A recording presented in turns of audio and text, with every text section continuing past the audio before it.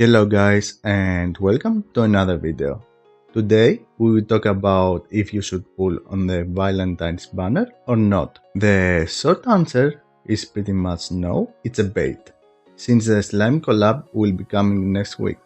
Now for the long answer though, let's start with the Valentine's Alice job. In terms of appearance, she looks waifu as fuck, and if I was a casual, I would probably get baited by this job and pull for her. Now for the competitive part though. In terms of stats, she gives a lot of physical defense. For Colosseum, right now, magic attack is the dominant stat though, thanks to have Nightmare Alice and thanks to having a lot of physical attack and physical defense down debuffs.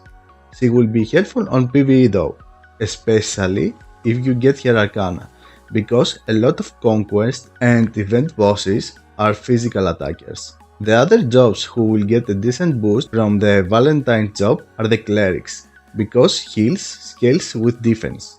So if you are a spender cleric, getting this class and her Arcana will help you a lot.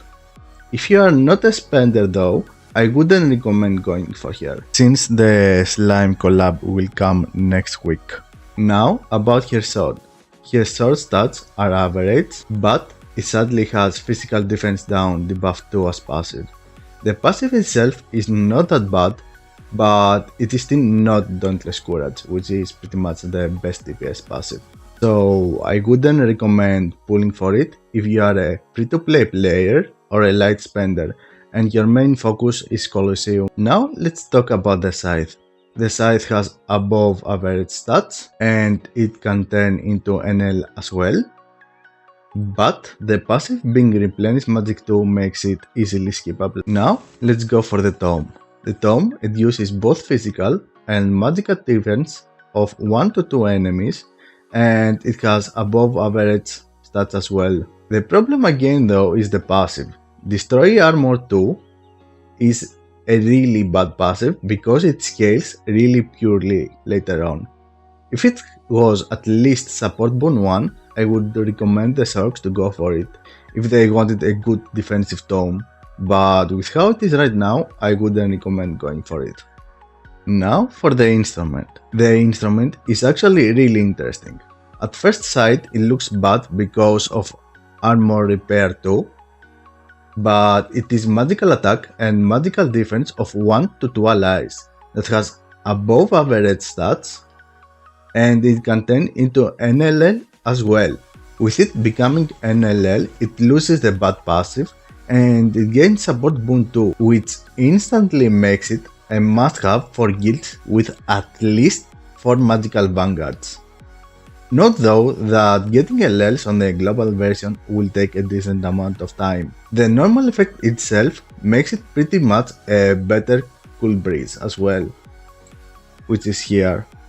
The TLDR is pretty much if you're a spender and you belong on a guild with at least 4 magical vanguards or more, it is worth pulling, since it is really future proof. I'm going to remind you again though that the slime collab is coming next week, so be careful on how many crystals you are going to spend if you are going for it. The final one in this banner is the Nightmare. Armor Giant is a really helpful counter against magical guilds, and it can help you survive a lot while it is active. So it is ranked highly in terms of Nightmare usefulness. In terms of stats, the defensive stats it gives are actually pretty nice, so it can fit easily on cleric crits. But yeah, that's about it guys. I personally wouldn't recommend pulling on it and just continue saving up for the next week that we will get the slime banner. And that's about it. Thanks for watching and see you on the next video. Bye bye.